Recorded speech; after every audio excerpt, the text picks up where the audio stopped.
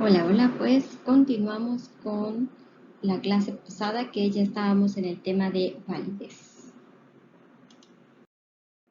Solamente a manera de recordatorio y para situarnos tantito, pues habíamos comenzado viendo lo que es validez de contenido, que ya sabemos que lo que se busca es la representatividad de lo que está en mi universo o de mi constructo que realmente se vea reflejado en mi prueba. Y nos quedamos justamente en la validez de criterio. Recuerden que la validez de criterio está relacionada con la validez de contenido era con si la prueba mide eso o se ve reflejado eso que yo quiero medir, y en el caso de la validez de criterio es en qué grado lo mido. Entonces, igual a manera de recordatorio, en la validez de criterio lo que necesito es un criterio observable. Tengo que contrastar los resultados de mi prueba contra este criterio que tiene que ser medible, observable, cuantificable, objetivo, etc. Y también vimos la clase pasada que habían dos tipos de validez cuando hablamos de validez de criterio. En general, siempre estamos hablando de que tengo mi prueba, mi puntuación de prueba, y que tengo mi criterio, pero si mi criterio, yo puedo recolectar los datos de mi prueba y de mi criterio al mismo tiempo, entonces estamos hablando de la validez concurrente. Generalmente, no exclusivamente, mi criterio incluso puede ser otra prueba. Y en la validez predictiva es el grado en que las puntuaciones del test predicen medidas de criterio tomadas posteriormente. Es decir, ese criterio, por definición de criterio, solamente puedo hacer la observación en un tiempo futuro. Esta es a manera de recordatorio. Y bueno, vimos que dentro de la validez de criterio existen dos métodos para estimar la validez. Una que es a través de la correlación entre lo que obtengo en mi prueba, que está aquí en el eje horizontal, y los valores de mi criterio, que si estos valores son números o si son cuantitativos, entonces voy a utilizar una correlación de Pearson, pero si mi criterio solo lo tengo a nivel ordinal, pues entonces utilizaré una correlación de Spearman.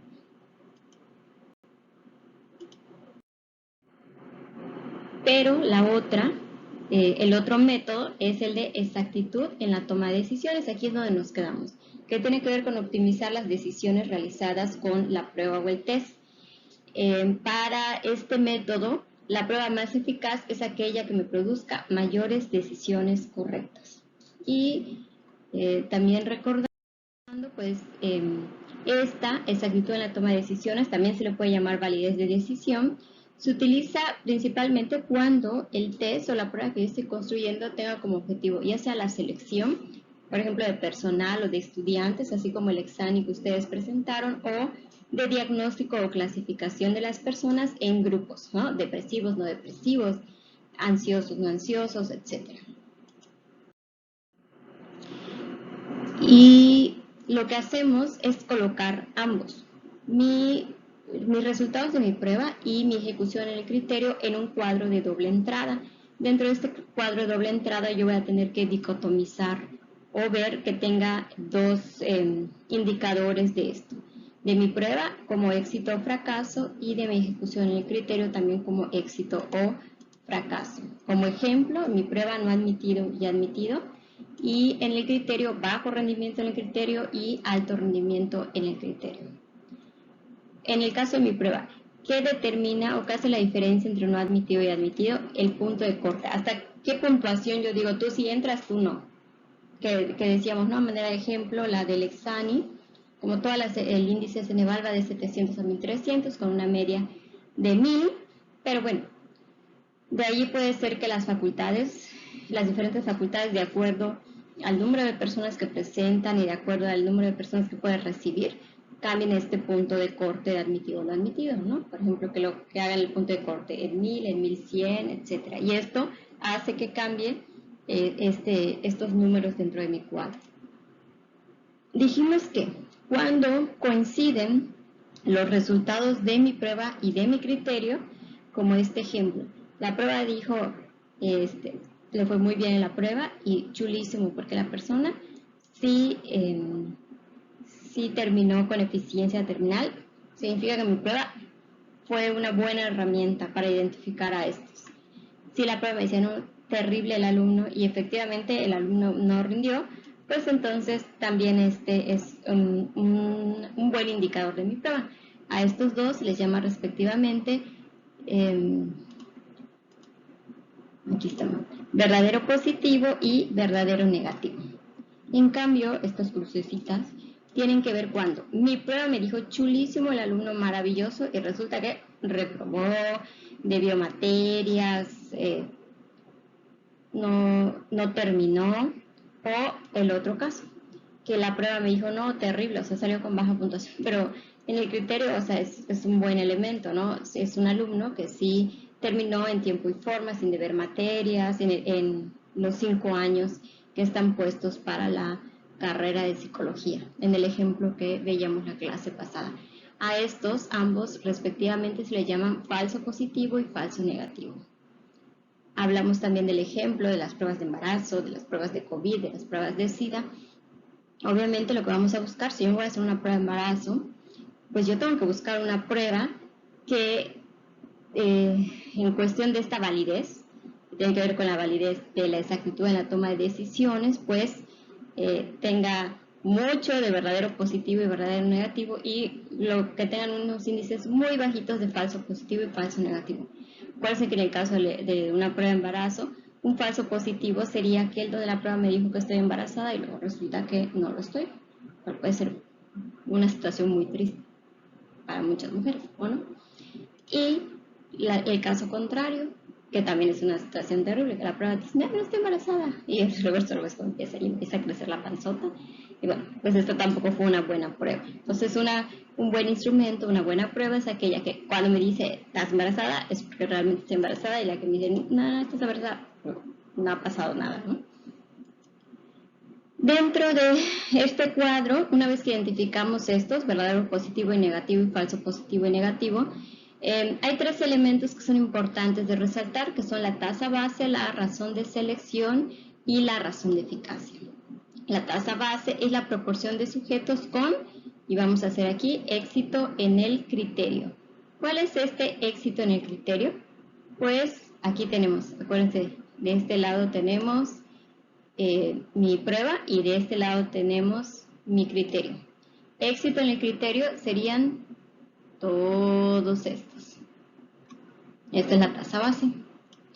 La razón de selección, por otro lado, me dice que es la proporción de sujetos admitidos, en este ejemplo, la razón de selección. Y entonces los admitidos serían todos estos. Y finalmente la razón de eficacia habla de la proporción de sujetos admitidos que tendrán un rendimiento, estos son, déjenme poner un color más claro, admitidos que tendrán un rendimiento satisfactorio. Admitidos, pero que tendrán, admitidos son todos estos de aquí abajo, pero que tendrán un rendimiento satisfactorio. O sea que son los del verdadero positivo. Incluso hay una serie de fórmulas para cada uno de estos. En el caso de la tasa base, me piden, como vimos en este recuadro amarillo, que lo que voy a hacer es sumar mis verdaderos positivos con mis falsos negativos, que era lo que está en amarillo, y eso lo voy a dividir entre el total de sujetos. La razón de selección es la proporción de sujetos admitidos. Aquí la fórmula es sumar los verdaderos positivos con los falsos positivos y nuevamente dividirlo entre n, que son todos los sujetos. Y finalmente la razón de eficacia, lo que voy a dividir es los verdaderos positivos entre la suma de verdaderos positivos y falsos positivos, que son los admitidos. Y bueno, estos elementos son unos elementos que nos sirven de referencia en general de cómo se van concibiendo estas cuestiones dentro de este cuadro de doble entrada. Incluso un punto muy importante que ya recordábamos y comentábamos desde la clase pasada es este punto de corte. O encontrar esta calificación límite óptima que me ayude a separar a los grupos, cuáles grupos, admitido o no admitido, en el ejemplo, de tal manera que me ayude a producir el mayor número de decisiones correctas. Acuérdense que estamos dentro de del método de exactitud en la toma de decisiones. Pero bueno, lo anterior es para ejemplificar a grandes rasgos. Especialmente estas dos cuestiones, que son la sensibilidad y la especificidad. La sensibilidad es la capacidad que tiene la prueba para detectar los verdaderos positivos. A eso se le llama sensibilidad. Y para poder detectar los diagnósticos de verdaderos negativos, a eso se le llama especificidad. Y ahorita vamos a ver algunas cosas relacionadas con esto. Cuando hablamos ya de la clasificación o de diagnóstico, perdón, el anterior fue para la selección. Este es para clasificación o diagnóstico. Nuevamente tengo mi tabla de doble entrada. Aquí tenemos un ejemplo de dos pruebas. Esta es mi prueba, la que ya existía, la que siempre se ha usado, y de este lado voy a poner mi nueva prueba. Ambas tengo que clasificar de acuerdo con la escala de la prueba, de su punto de corte, en negativo y positivo, negativo y positivo. Vamos a ponerle ejemplo. Negativo y positivo no se relacionan directamente con una situación buena y una situación mala. Vamos a ponerle ejemplo que mi escala es para medir depresión. ¿Qué sería positivo? Que sí tenga depresión, y negativo que no tenga depresión. Y lo mismo con la prueba, la que estoy construyendo. Nuevamente, ya habíamos dicho, estos dos son los verdaderos positivos y verdaderos negativos, ¿okay? Tanto mi prueba, la prueba de depresión de Beck, ¿no? Con una prueba que yo estoy construyendo de depresión. La prueba de depresión de Beck, esta que es súper utilizada, me dijo que puntuó para esta prueba y que tiene depresión. Y lo mismo con mi mini prueba que yo estoy haciendo. Y en el caso del verdadero negativo, es la prueba de depresión de Beck dijo no tiene depresión, y también la mía dijo que no, la que estoy construyendo. Y acuérdense que estos dos casos son los que no buscamos, que es que la de depresión de Beck dijo sí se tiene depresión, pero según mi prueba no. Y el caso contrario, que la depresión de Beck dijo no tiene depresión, y para mi prueba, la que estoy construyendo, sí tiene. Son estos que habíamos dicho, verdadero positivo, negativo, y falso positivo y negativo. Bueno, ¿cómo hablamos de la sensibilidad aquí? La sensibilidad es los diagnósticos positivos de la prueba. ¿Cuál prueba? La que yo estoy construyendo, la nueva. Eso lo voy a dividir entre el total de diagnósticos positivos. ¿Ok? Primero, entonces, para la sensibilidad, yo necesito ver solo mi prueba, esta, cuántos positivos me dio. Y lo voy a dividir entre cuántos positivos hubieron en general.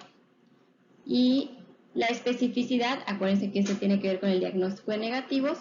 Voy a ver cuántos diagnósticos negativos dio mi prueba, la que yo estoy construyendo, y lo voy a dividir entre el total de diagnósticos negativos. Vamos a ver un ejemplo de esto.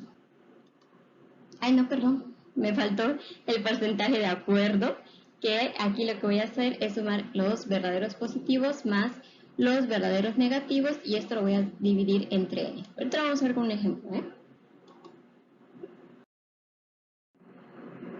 Aquí tengo mi diagnóstico tradicional de depresión, que les digo, hagan de cuenta, puede ser la de Beck. Y aquí tengo mi versión breve, es una escala más chiquitita de la escala de Hamilton.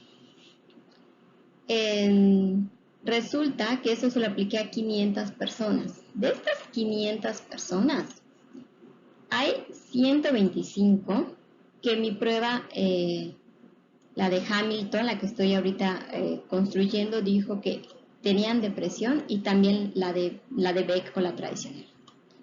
Estos son mis verdaderos positivos. Hay 300 personas que mi prueba dijo que no tienen depresión, y coincide con lo que dice la de depresión de Beck. Pero hay 25 que mi prueba dijo pero que para la de Beck sí es depresión, sí tienen depresión. Y finalmente tengo 50 que mi prueba dijo que sí los diagnosticaba como depresivos, pero la de Beck dijo que no. Y lo que hago ahorita es hacer estas sumatorias horizontales.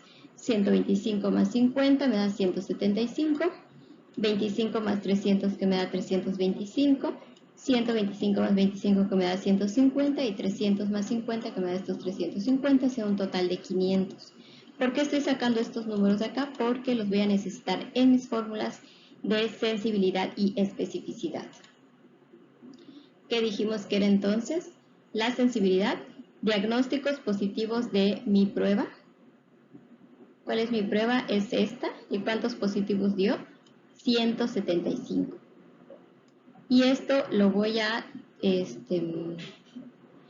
dividir entre el total de diagnósticos positivos. Y ya me fijé que lo dije mal. Perdón, el de mi prueba es un 125 y lo voy a dividir entre 175.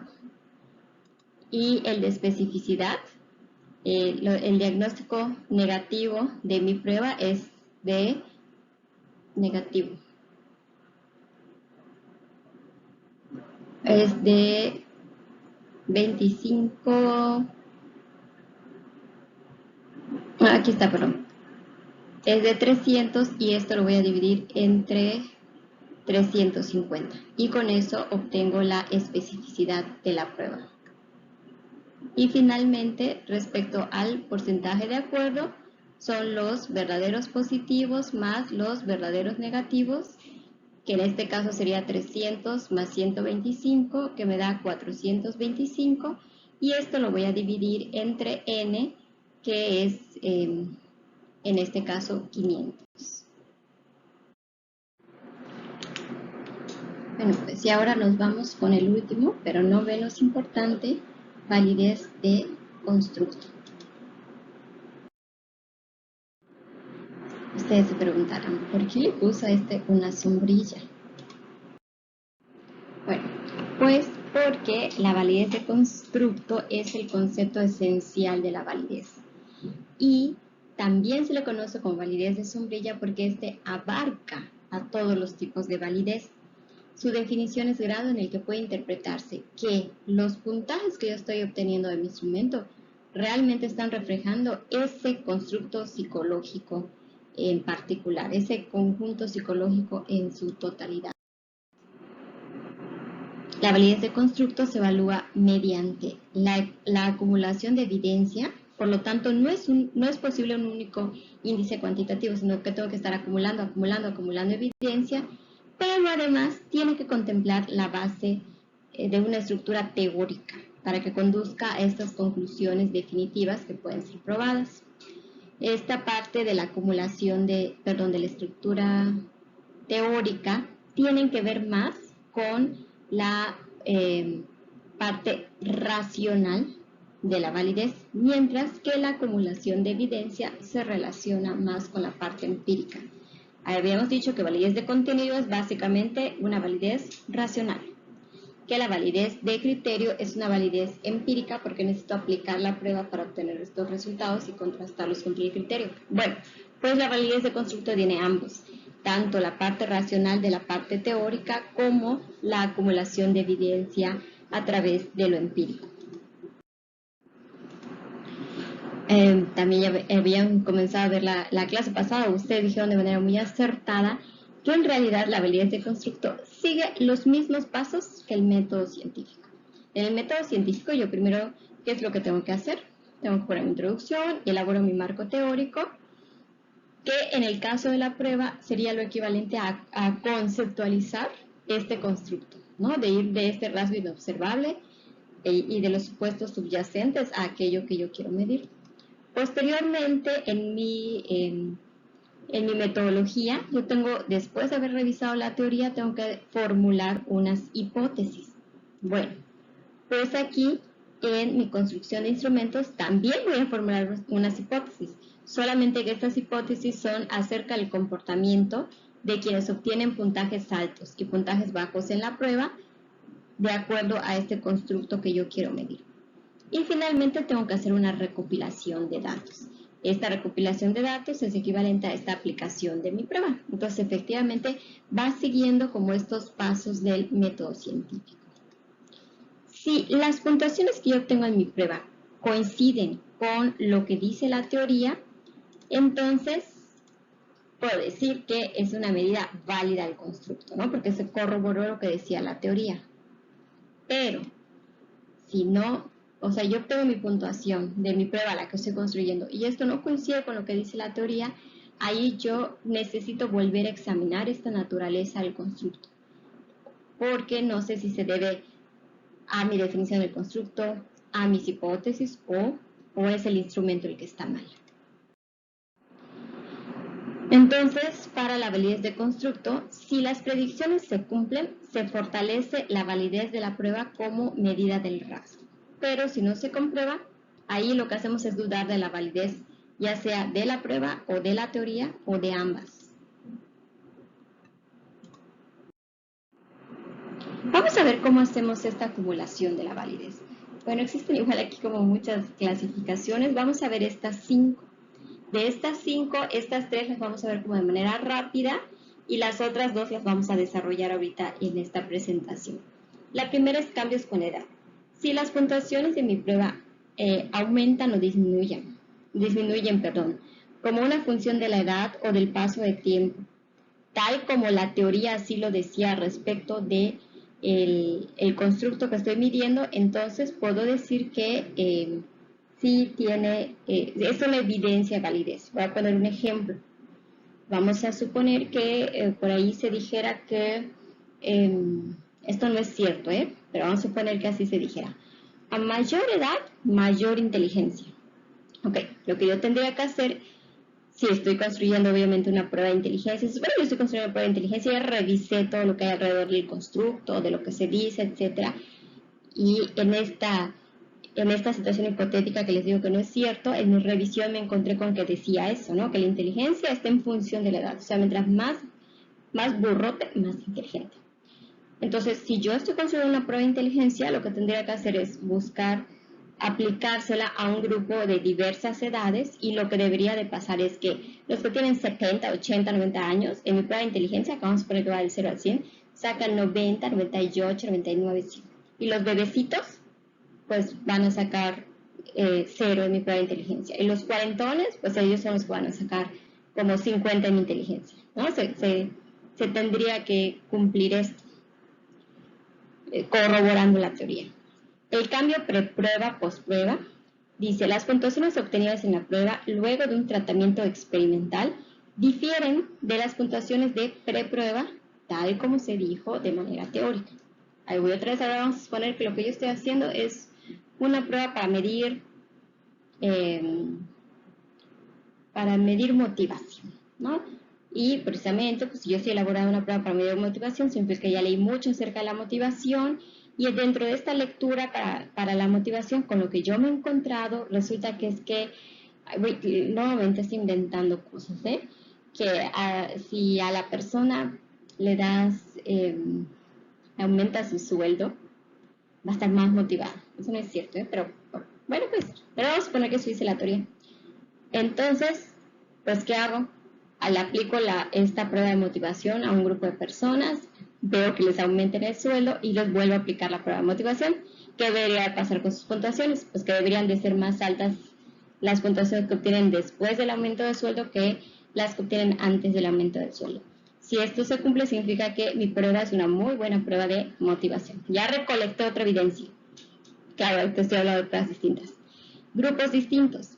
Las puntuaciones obtenidas en la prueba por personas de grupos distintos varían como fue pronosticado en la teoría. Vamos a suponer que yo estoy haciendo ahora una prueba de felicidad. Y si yo leo la parte de toda la teoría alrededor de la felicidad, vamos a suponer que dice, no, pues es que los solteros son más felices que los casados. Yo estoy elaborando mi prueba de felicidad, se la aplico a un grupo de solteros, se lo aplico a un grupo de casados. ¿Qué debería de pasar? Deberían de obtener mayores puntuaciones. ¿Quiénes? Pues los solteros. Deberían obtener puntuaciones de 80, 90, 100. Y los casados de 20, 10 en mi prueba de felicidad. Porque así lo decía la teoría y eso es lo que debo de ver en mis resultados de mi prueba. Esa es otra evidencia, ¿no? A través de grupos distintos. Otra es a través de las correlaciones, que ahorita solo las vamos a leer, pero les digo que las vamos a desarrollar. Las puntuaciones de la prueba se relacionan con las de otras pruebas de acuerdo con lo que se predeciría a partir de una teoría que cubra la manifestación del constructo en cuestión. Aquí yo tengo que correlacionar la variable que yo estoy midiendo con mi instrumento con otras variables que la teoría diga. Y finalmente el análisis factorial, que aquí las puntuaciones obtenidas en las pruebas cumplen con la dimensionalidad propuesta teóricamente. Si la prueba dice es de una sola dimensión, cuando yo la aplique debo de ver que los ítems se agrupan en una sola dimensión.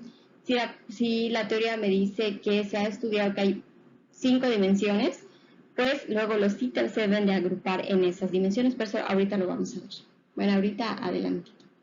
A ver, entonces, si yo aquí lo que tengo en la primerita, lo que tengo son cambios con la edad, y dije, a mayor edad, mayor inteligencia, menor edad, menor inteligencia. ¿Cuál es el estadístico que me ayuda a relacionar dos variables numéricas? Ya lo habíamos dicho, la correlación de Pearson. Si yo tengo un cambio preprueba, postprueba, es decir, tengo dos muestras, a la misma muestra la aplico en dos momentos distintos, eso lo debieron haber en estadística. Aquí lo que utilizo es la t-Student para muestras relacionadas. ¿Por qué? Porque es el mismo grupo. En el de grupos distintos, si tengo dos grupos distintos, pues voy a utilizar la t-Student para muestras independientes. Si fueran 3 grupos o más, utilizaría el análisis factorial. Pues en las correlaciones claramente voy a utilizar unas correlaciones que vamos a ver ahorita que son validez convergente y discriminante, y en el análisis factorial voy a utilizar la validez factorial. Y entonces aquí tenemos los estadísticos que estaríamos utilizando en cada una de estas recolecciones de validez.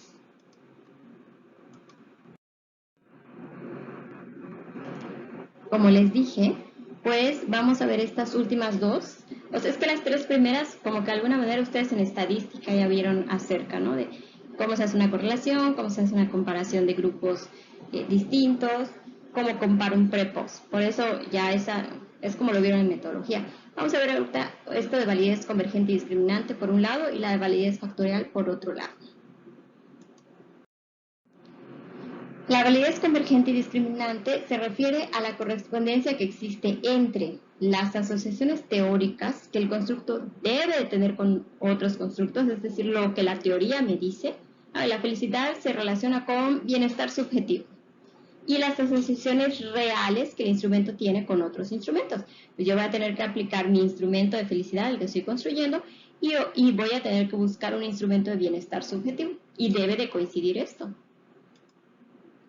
De acuerdo con el fundamento teórico del constructo, se espera que el constructo tenga patrones particulares de asociación con otras variables. Entonces, siempre que hacemos una revisión teórica vamos a ver esa relación con otras variables.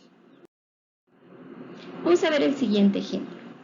Vamos a suponer que la teoría me sugiere que la autoestima está relacionada con las siguientes variables. Tiene una relación positiva con la felicidad, también una relación positiva con la motivación, una relación negativa con la depresión y que no existe relación, no han encontrado ningún tipo de relación con la inteligencia. Entonces, si una prueba de autoestima fuera válida, lo que debería demostrar son correlaciones positivas con instrumentos de felicidad y de motivación social, correlaciones negativas con los instrumentos de depresión y no debería mostrar correlación con instrumentos de inteligencia. Bien. La definición de validez convergente y discriminante es la siguiente. Evidencia convergente es grado en el cual los puntajes de un instrumento sí están correlacionados con instrumentos de constructos que la teoría dice que deberían de estar relacionados. En cambio, la validez discriminante es grado en el cual los puntajes de un instrumento no están correlacionados con instrumentos de constructos que la teoría me dice que no están relacionados. Pues de acuerdo con nuestro ejemplo anterior, si yo estoy desarrollando una prueba de autoestima, entonces tendría validez convergente si sus resultados se correlacionan con instrumentos de felicidad y motivación, porque así lo dice la teoría. Yo debería de encontrar, aquí en mi eje X pongo los resultados en mi prueba de autoestima, en el eje Y pongo los resultados en mi prueba de felicidad y veo si existe una relación. O sea, a medida que una aumenta, la otra aumenta, y luego a medida que una disminuye, la otra también disminuye. Esto es validez convergente. Por otro lado, tengo la validez discriminante, que si ustedes recuerdan, dice que bueno, en este ejemplo, perdón, para autoestima, diríamos, ¿hay validez discriminante? Sí. Yo consigo una prueba de inteligencia y sale que la correlación es prácticamente nula. Así lo dice la teoría y eso está comprobando. Aquí puedo ver que no hay una tendencia, no hay como una línea recta. Este es un ejemplo de una correlación que es igual a 0, ¿no? Mientras más pegaditos está en esta línea, la correlación es igual a 1. Pregunta, ¿qué pasa con la de depresión? Decía, o sea, se supone que mayor autoestima, menor depresión. ¿Eso será una validez convergente o una validez discriminante? Es una validez convergente, porque los resultados se deben de correlacionar negativamente con la depresión. O sea, siempre debe ser algo como una línea recta, solamente que a medida que mi autoestima aumenta, aquí está, mi depresión disminuye. A medida que mi autoestima disminuye, mi depresión aumenta. Se ve como una línea recta también, solamente que al revés. Aquí los resultados de la R, de la correlación, deben ser similares a -1. Entonces, bueno, como ya dijimos, la teoría sugiere que la autoestima está relacionada con felicidad, motivación, de manera positiva. Por lo tanto, debería tener correlaciones positivas con estos instrumentos de felicidad y motivación social. Relación negativa con depresión, entonces mis correlaciones deben ser negativas con el instrumento de depresión, y dice no hay relación con la inteligencia, entonces no debería mostrar correlación con los instrumentos de inteligencia. En la validez convergente y discriminante, lo que se busca es comprobar las relaciones entre constructos que la teoría me dice que debería de haber. Por tanto, una correlación positiva o negativa por sí sola no es evidencia concluyente de validez. Solamente la teoría es la que le da sustento. Si no hay hipótesis claras derivadas de una teoría, no puede analizar la validez discriminante o convergente de una prueba como una prueba fehaciente de esto, ¿no? Es que necesito la teoría, no nada más porque los números se agruparon, no, primero reviso mi teoría y después empiezo a ver si hay o no estas correlaciones, ¿ok? Y nos vamos a este segundo, que es el de validez factorial. Este se refiere a la correspondencia entre la estructura que el instrumento debería poseer, de acuerdo con la teoría, y la estructura interna que el instrumento tiene en realidad.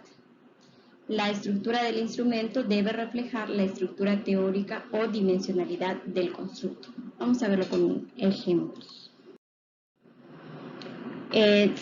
Aquí seguimos con autoestima. El inventario de la autoestima de Rosenberg fue construido para medir la autoestima global. Es decir, cuando Rosenberg concibe la autoestima, dice, es una sola. O sea, o tienes autoestima o no tienes autoestima.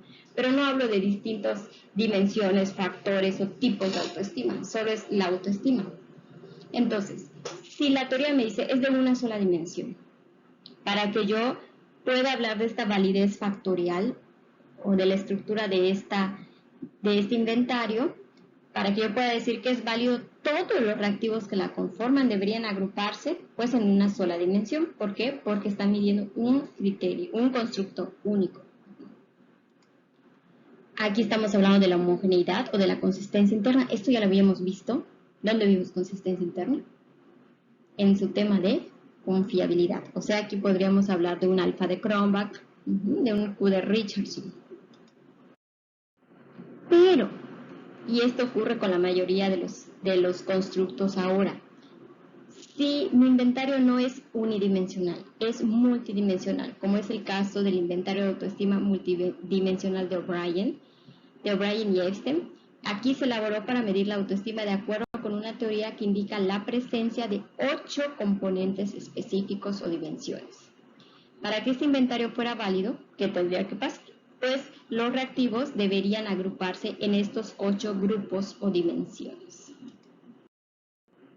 Para evaluar la validez factorial de una prueba, es necesario conocer la estructura interna y el número de dimensiones que, según la teoría, conforman a este constructo.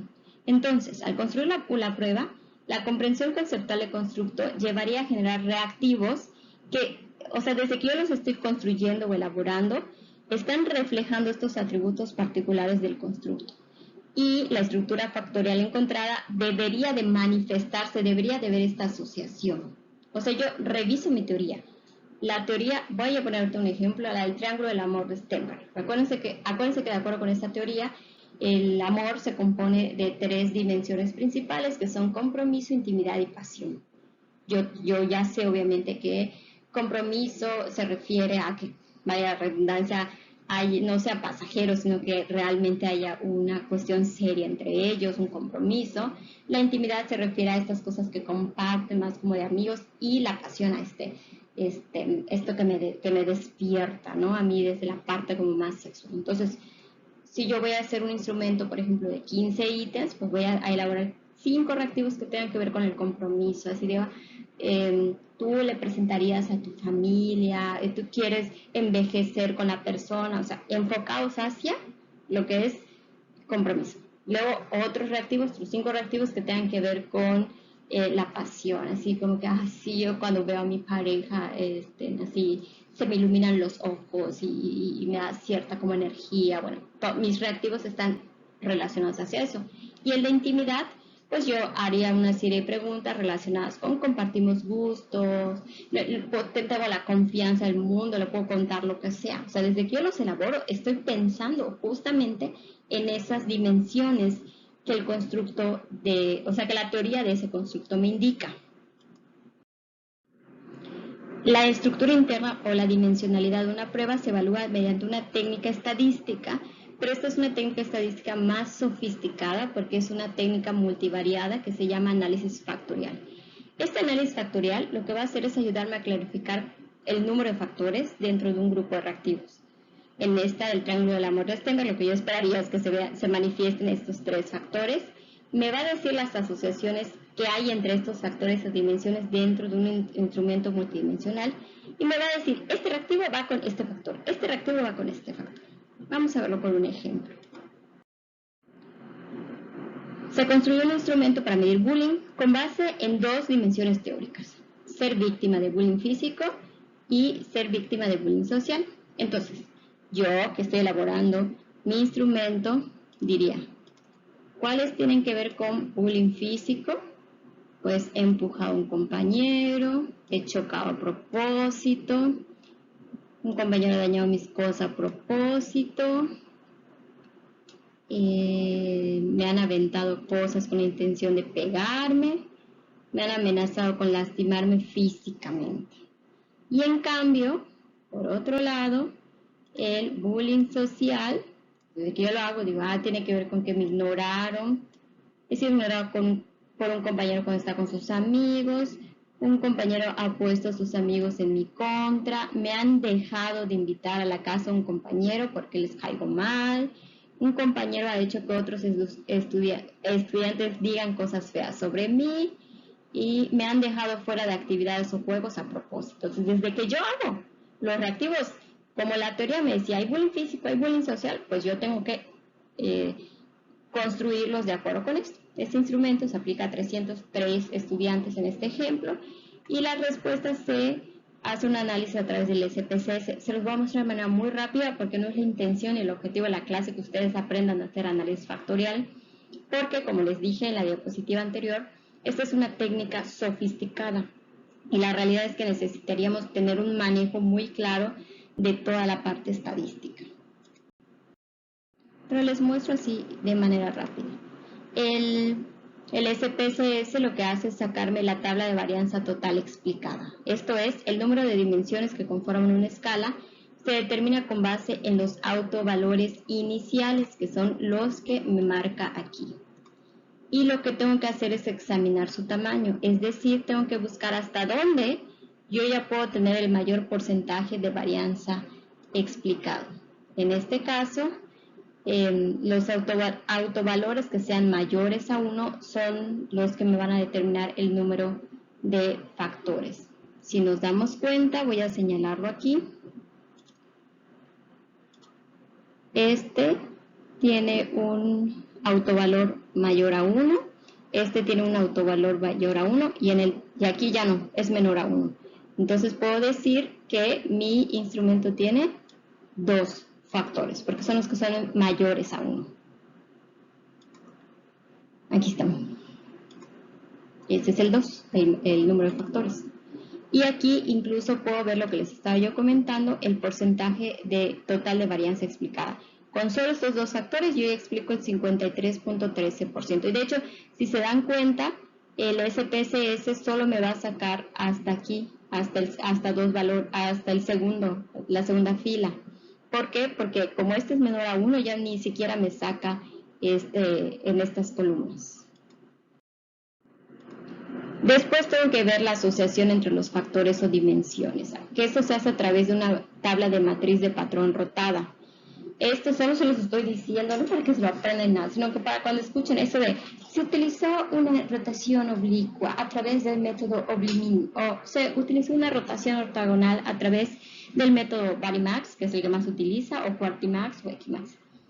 Lo que me están diciendo es que las dimensiones, yo tengo las agrupaciones y lo que hago es hagan de cuenta como que le doy un giro para verlo desde otra perspectiva y así poder mirar con claridad cómo es que se van agrupando. Eso es lo que hacen estas rotaciones y me ayudan entonces a ver cuáles, dentro de esta matriz de patrón, cuáles reactivos están asociados entre sí.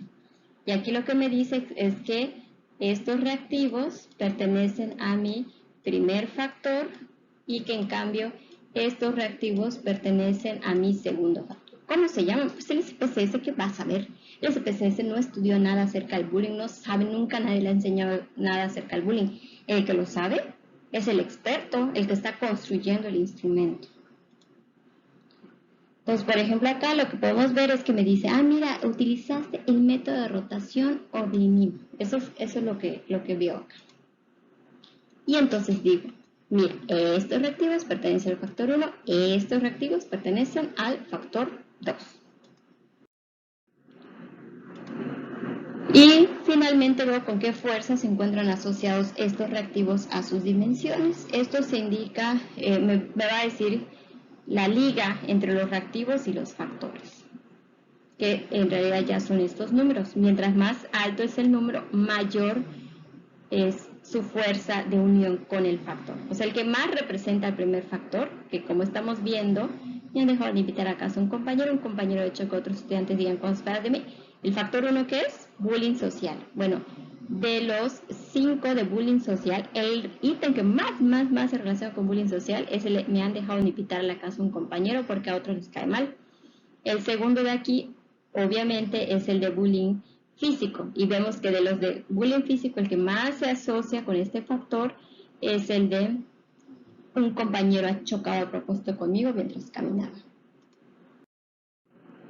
Y bueno, en resumidas cuentas, les interesa que ahorita hagamos un análisis factorial con rotación. No, solamente considerar las siguientes cuestiones.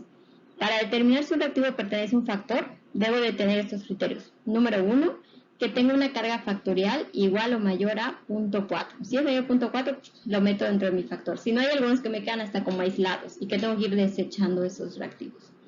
Luego, cada ítem solo puede pertenecer a un factor. No puede ser este ítem que mida bullying social y también bullying físico. O lo pongo en físico o lo pongo en social, pero no en ambos.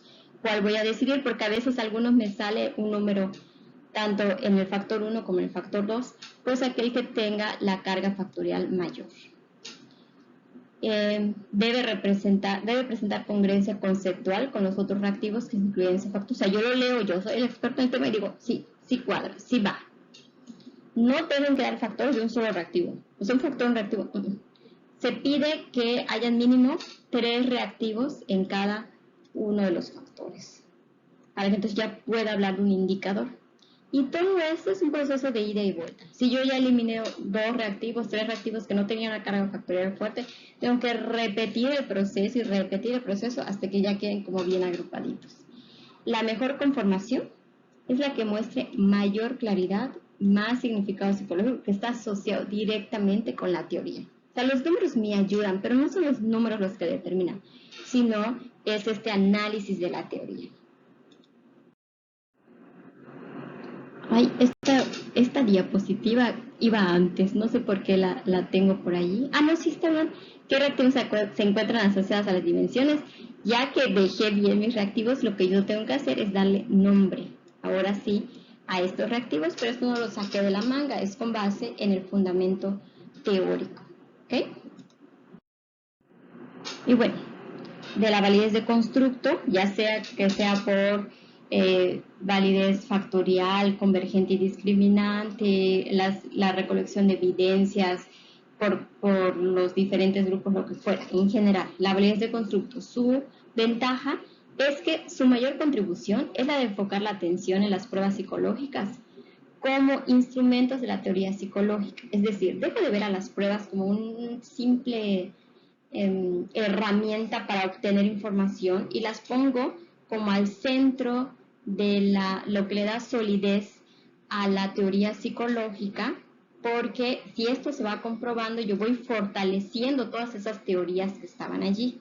¿Sí? Entonces, no es nada más así como que lo utilizo y ahí queda, sino que fortalece a mi teoría psicológica. Mis desventajas de esta validez de constructo es que algunas partes del proceso pueden presentar como ambigüedades.